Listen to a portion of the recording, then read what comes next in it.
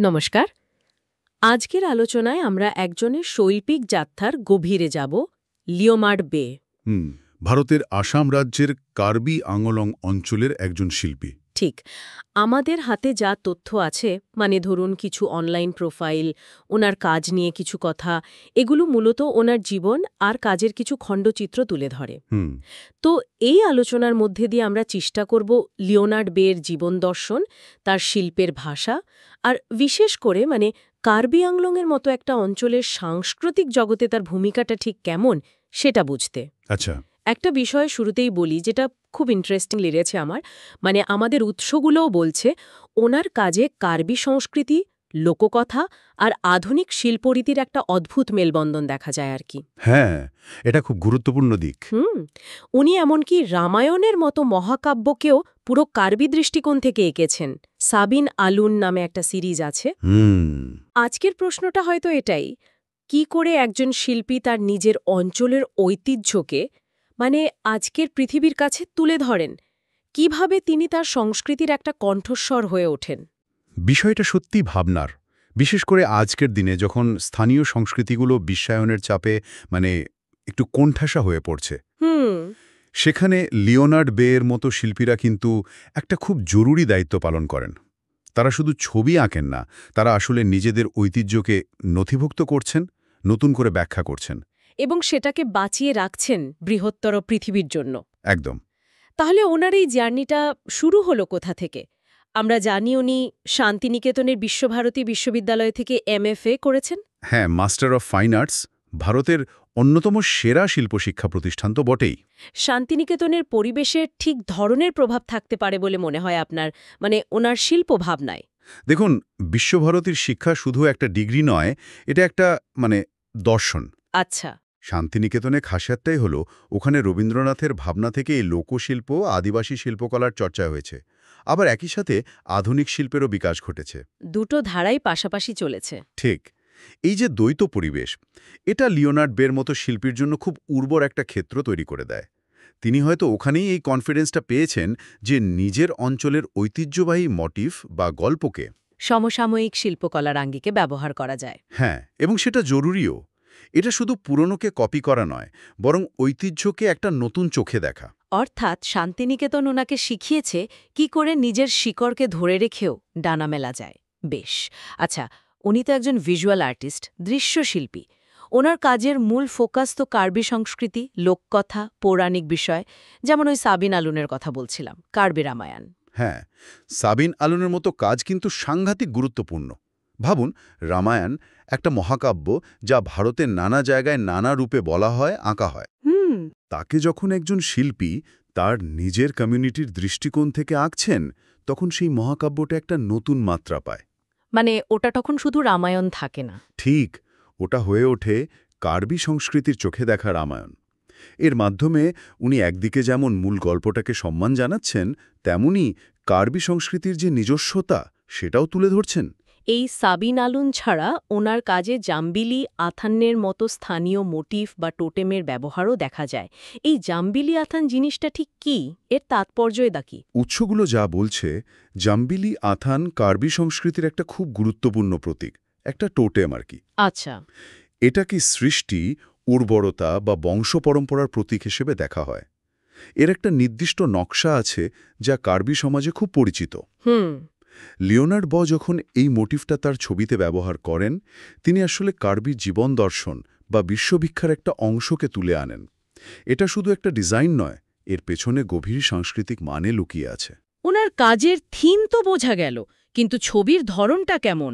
রং বা রেখার ব্যবহার কি খুব লোকশিল্প ঘরানার? দেখুন, উৎসগুলো থেকে যা বোঝা যাচ্ছে, ওনার কাজে স্থানীয় মোটিভগুলো খুব স্ট্রংলি আসে। হয়তো রেখার ব্যবহার বেশ বলিষ্ঠ, মাটির কাছাকাছি রং ব্যবহার করেন, যা কার্বি আংলংয়ের প্রকৃতি বা সংস্কৃতির সাথে মেলে। একদম। তবে এর সাথে আধুনিক কম্পোজিশন বা পার্সপেক্টিভের একটা মিশ্রণও থাকে নিশ্চয়ই। ওটাই হয়তো শান্তিনিকেতনের শিক্ষার প্রভাব। তিনি শুধু ঐতিহ্যকে রিপিট করছেন না, তাকে নতুন রূপ দিচ্ছেন। হ্যাঁ, সমসাময়িক ক্যানভাসে। আর এই কাজগুলো যে শুধু গ্যালারির চার দেওয়ালের মধ্যে আটকে নেই, তার প্রমাণ হল কার্বি যুব উৎসবের মতো বড় মঞ্চে ওনার কাজের প্রদর্শন। ঠিক, এর একটা বিরাট অর্থ আছে কিন্তু। কিরকম? যখন একজন শিল্পীর কাজ তার নিজের কমিউনিটির প্রধান ফেস্টিভ্যালে দেখানো হয়, তখন সেই শিল্পকর্মটা আর শুধু ব্যক্তিগত থাকে না, ওটা হয়ে ওঠে কমিউনিটির কালেকটিভ সেলিব্রেশনের অংশ। আচ্ছা, মানে সবার কাছে পৌঁছায়। হ্যাঁ, এটা একদিকে যেমন স্থানীয় মানুষের কাছে শিল্পকে নিয়ে যায়, তেমনি কার্বি সংস্কৃতির যে একটা জোরালো দৃশ্যগত ভাষা আছে, সেই বোধটাও তৈরি করে, বিশেষ করে তরুণ প্রজন্মের মধ্যে। এটা সংস্কৃতির আত্মবিশ্বাস বাড়াতে সাহায্য করে। এই স্থানীয় প্রাসঙ্গিকতার পাশাপাশি ওনার কাজের একটা আন্তর্জাতিক দিক তো আছে। ফাইন আর্ট আমেরিকা বা পিক্সেলসের মতো আন্তর্জাতিক অনলাইন প্ল্যাটফর্মেও ওনার আঁকা ছবি। হ্যাঁ, প্রিন্ট বা রিপ্রোডাকশন হিসেবে পাওয়া যায়। এমনকি সাবিনা লুন সিরিজের কাজও আছে সেখানে। এটাই তো আজকের যুগের বাস্তবতা, তাই না? অনলাইন প্ল্যাটফর্মগুলো লিওনার্ড বেয়ের মতো শিল্পীদের কাজকে ভৌগোলিক সীমানা পেরিয়ে বিশ্বের নানা প্রান্তে পৌঁছে দিচ্ছে। এর ফলে শিল্পী আর্থিকভাবেও লাভবান হচ্ছেন। তা তো বটেই, তার সাথে কার্বি সংস্কৃতি বা উত্তর পূর্ব ভারতের শিল্প সম্পর্কে বাইরের মানুষের জানারও সুযোগ তৈরি হচ্ছে। উনি নিজেও তো এই ডিজিটাল মাধ্যমকে ব্যবহার করছেন। এ আর্ট ফর অল লিওনার্ড বে নামে একটা ইউটিউব চ্যানেল আছে ওনার। হ্যাঁ, সোশ্যাল মিডিয়াতেও আছেন। সেখানে উনি নিজের শিল্পকর্ম দেখান। হ্যাঁ, তবে এই অনলাইন উপস্থিতির একটা অন্য দিকও আছে, একটা প্রশ্ন আছে। কি রকম? ধরুন, যখন কার্বি সংস্কৃতির প্রতীক বা সাবিন আলুনের একটা ছবি প্রিন্ট হয়ে ইউরোপ বা আমেরিকার কোনো ড্রয়িং রুমে টাঙানো হচ্ছে, তখন তার মূল যে কালচারাল কনটেক্সট, সেটা কি একটু হলেও হারিয়ে যায়? ছবিটা কি তখন শুধু একটা সুন্দর বা এক্সোটিক সজ্জার জিনিস হয়ে দাঁড়ায়? এটা একটা ভাবনার বিষয় তো বটেই। হ্যাঁ, এটা একটা চ্যালেঞ্জ যা অনেক স্থানীয় শিল্পীকেই ফেস করতে হয়। লিওনার্ড বে এ বিষয়ে কতটা সচেতন তা অবশ্য আমাদের উৎসগুলো পরিষ্কার করে বলছে না, কিন্তু প্রশ্নটা থেকেই যায়। সত্যি ভাবনার। আচ্ছা, এই যে আন্তর্জাতিক পরিচিতি, এর পাশাপাশি উনি কিন্তু নিজের মাটিতেও খুব গভীরভাবে যুক্ত। শিল্পী পরিচয়ের বাইরেও উনি একজন শিক্ষক। হ্যাঁ, প্রশিক্ষিত স্নাতক শিক্ষক হিসেবে কেন্দ্রীয় বিদ্যালয় সংগঠনে শিল্প শিক্ষা দেন, কেভিএসে। এই ভূমিকাটা কতটা জরুরি, বিশেষ করে কার্বি আংলংয়ের মতো জায়গায়? খুব জরুরি। ভাবুন, একজন অ্যাক্টিভ আর্টিস্ট যখন টিচার হচ্ছেন, তখন তিনি শুধু আঁকার টেকনিক শেখাচ্ছেন না, উনি অনুপ্রেরণা দিচ্ছেন। ঠিক, উনি ছাত্রছাত্রীদের মধ্যে এই বিশ্বাসটা তৈরি করছেন যে তাদের নিজেদের সংস্কৃতি, নিজেদের লোককথা, চারপাশের প্রকৃতি, এগুলোই হতে পারে শিল্পের ইন্সপিরেশন। উনি হয়তো হাতে কলমে দেখাচ্ছেন কি করে নিজেদের ঐতিহ্যকে ভিত্তি করে নতুন কিছু বানানো যায়। এটা শুধু সিলেবাস শেষ করা নয়। একেবারে না, এটা ভবিষ্যৎ প্রজন্মের মধ্যে সাংস্কৃতিক শিকড়টাকে আরও মজবুত করা। শুধু শিক্ষকতা নয়, উনি তরুণ প্রতিভাদের মেন্টর হিসেবেও কাজ করেছেন। খোলা চিত্রাঙ্কন প্রতিযোগিতার আয়োজন করেছেন, বিশেষ করে গ্রামীণ বা উপজাতীয় এলাকাগুলোতে। এই উদ্যোগগুলোই প্রমাণ করে যে ওনার লক্ষ্য শুধু নিজের শিল্প তৈরি করা নয়, উনি কার্বি আংলংয়ের একটা সামগ্রিক শৈল্পিক পরিমণ্ডল, একটা ইকোসিস্টেম তৈরি করতে চাইছেন, যাতে শিল্পের চর্চাটা ছড়িয়ে পড়ে। হ্যাঁ, আরও বেশি মানুষ, বিশেষ করে ইয়াং জেনারেশন, এর সাথে যুক্ত হোক। এই ইকোসিস্টেম তৈরির ভাবনা থেকেই কি ওনার সাংগঠনিক দায়িত্ব নেওয়া? উনি তো Karbi Anglong fine artist and craftsman association KFACA এর আন্তর্জাতিক সম্পর্কের বৈদেশিক সচিব ছিলেন। Foreign secretary for international relations. এই পদের কাজটা ঠিক কী হতে পারে?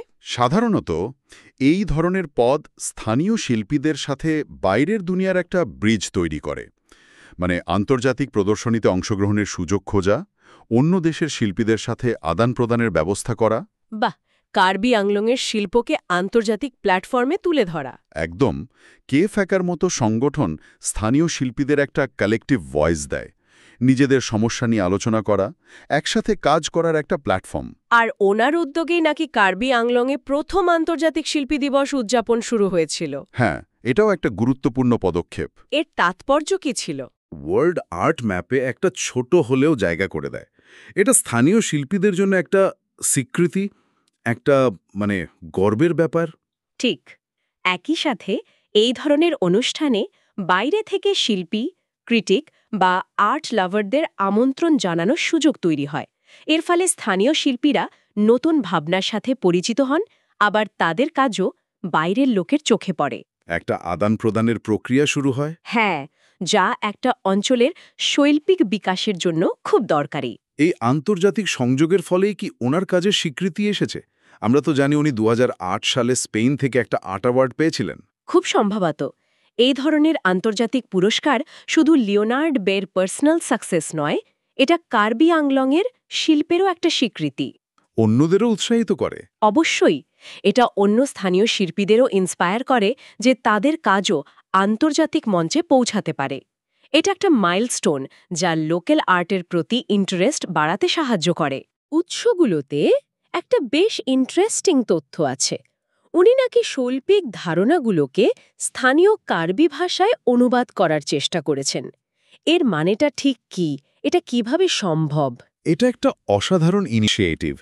এর মানে হলো বিশ্বজুড়ে শিল্পের যেসব থিওরি বা কনসেপ্ট আছে, ধরুন perspective, composition, abstract art, expressionism, এইসব আইডিয়াগুলোকে উনি কার্বি ভাষায় ব্যাখ্যা করার চেষ্টা করেন। হ্যাঁ, কার্বি ভাষার মাধ্যমে, হয়তো কার্বি সংস্কৃতির উদাহরণ দিয়ে। ভাবুন একবার, হয়তো অ্যাবস্ট্র্যাক্ট আর্ট বা বিমূর্ত শিল্পের ধারণা বোঝাতে উনি কার্বি লোককথার কোনো অশরীরী আত্মা বা প্রকৃতির বিমূর্ত রূপের উদাহরণ দিচ্ছেন। বাহ! অথবা কম্পোজিশন বোঝাতে কার্বি টেক্সটাইল বা বয়নশিল্পের নকশার বিন্যাসকে ব্যবহার করছেন। এটা তো দারুণ ব্যাপার। এর ফলে কি সুবিধা হয়? এর ফলে শিল্পের আলোচনাটা আর শুধু ইংরেজি বা অন্য কোনো প্রভাবশালী ভাষায় শিক্ষিত কিছু মানুষের মধ্যে আটকে থাকে না, সাধারণ মানুষের কাছেও পৌঁছায়। একদম। কার্বিভাষী সাধারণ মানুষ বা ছাত্রছাত্রীরাও তখন শিল্পের এই কনসেপ্টগুলো নিজেদের মতো করে বুঝতে পারে। শিল্পের জগৎটা তাদের কাছে আর ভিন্ন গ্রহের কিছু মনে হয় না। এটা আসলে স্থানীয় ভাষায় শিল্পের পরিভাষা তৈরি করার একটা চেষ্টা, যা স্থানীয় ঐতিহ্য আর গ্লোবাল আর্ট মুভমেন্টের মধ্যে একটা সত্যিকারের সেতু তৈরি করে। ঠিক তাই। পুরো আলোচনাটা থেকে মনে হচ্ছে লিওনার্ড বে যেন কার্বি আংলংয়ের শিল্পের একদম নীরব কিন্তু খুব সক্রিয় অভিভাবক। অনেকটা সেরকমই বলা চলে। তবে একটা বিষয় আমাদের উৎসরা উল্লেখ করেছে, কি? যে লিওনার্ড বের ব্যক্তিগত জীবন সম্পর্কিত কিছু তথ্য, যেমন ধরুন ওনার জন্ম তারিখ বা ওনার সব প্রদর্শনীর একটা কমপ্লিট লিস্ট, এগুলো ইন্টারনেটে খুব সহজে পাওয়া যায় না। হ্যাঁ, এটা কি ওনার কাজের গুরুত্ব কমিয়ে দেয়? একেবারে না। অনেক শিল্পী, বিশেষ করে যারা নিজেদের অঞ্চলের বাইরে খুব বেশি প্রদর্শন করেন না বা মূলত অনলাইন মিডিয়ামে অ্যাক্টিভ, তাদের ক্ষেত্রে এমনটা দেখা যায়। এটা তাদের কাজের মূল্যায়নকে এফেক্ট করে না। আচ্ছা। তবে হ্যাঁ, যদি কোনো একাডেমিক রিসার্চ বা খুব স্পেসিফিক তথ্যের দরকার হয়, তখন সরাসরি শিল্পীর সাথে বা কার্বি আংলং ফাইন আর্টস গ্রুপের মতো লোকাল অর্গানাইজেশনের সাথে যোগাযোগ করাই ভালো। তথ্যের নির্ভরযোগ্যতার জন্য। একদম। তাহলে আমরা দেখলাম লিওনার্ড বে শুধু একজন শিল্পী নন, উনি একই সাথে একজন শিক্ষক, একজন সংগঠক এবং নিজের সংস্কৃতির একজন ভাষ্যকারও বলা যেতে পারে। হ্যাঁ। ওনার কাজে কার্বি ঐতিহ্য আর আধুনিক শিল্পকলার যে মেলবন্ধন ঘটেছে তার সত্যি ওনাকে একটা ইউনিক আইডেন্টিটি দিয়েছে। নিঃসন্দেহে ওনার পথ চলাটা অনেক কিছুর প্রতীক। মানে কি করে লোকাল কালচারকে গ্লোবাল স্টেজে তুলে ধরা যায়, কি করে শিল্পের মাধ্যমে একটা অঞ্চলের পরিচয় তৈরি করা যায়, এবং কি করে ফিউচার জেনারেশনের হাতে সেই কালচারের মশালটা তুলে দেওয়া যায়। ঠিক। ওনার কাজ কার্বি আংলংয়ে একটা শক্তিশালী শৈল্পিক ভিত তৈরি করতে সাহায্য করছে, যা ওখানকার শিল্পীদের আগামী দিনে আরও এগিয়ে যেতে ইন্সপিরেশন দেবে। আজকের আলোচনা শেষ করার আগে শ্রোতাদের জন্য একটা ভাবনা রেখে যেতে চাই। বলুন। লিওনার্ড বের মতো শিল্পীরা যখন তাদের এত ডিপলি রুটেড ঐতিহ্যবাহী শিল্পকে ফাইন আর্টস আমেরিকা বা ইউটিউবের মতো ডিজিটাল প্ল্যাটফর্মে সারা বিশ্বে ছড়িয়ে দিচ্ছেন, তখন কি সেই শিল্পের মূল সাংস্কৃতিক গভীরতা কিছুটা হলেও কমে যাওয়ার রিস্ক থাকে? এটা একটা প্রশ্ন। নাকি এটাই আসলে এই যুগে স্থানীয় সংস্কৃতিকে বাঁচিয়ে রাখার এবং বিশ্ব মঞ্চে সম্মানের সাথে তুলে ধরার সবচেয়ে এফেক্টিভ উপায়? এটাও ভাবার। আর এই যে ওনার দ্বৈত ভূমিকা, একদিকে উনি কার্বি সংস্কৃতির নিবিড় রূপকার, আবার অন্যদিকে কেএফআসিআর মতো সংগঠনের মাধ্যমে সেই শিল্পের বিশ্বায়নের কারিগর, এই দুই সত্তার টানাপোড়েন বা মেলবন্ধন, এটা ওনার নিজের শিল্পকে বা কার্বি আংলংয়ের শৈল্পিক কমিউনিটিকে কিভাবে প্রভাবিত করে? খুব ইন্টারেস্টিং প্রশ্ন। এই প্রশ্নগুলো হয়তো আমাদের আরও ভাবার খোরাক যোগাবে।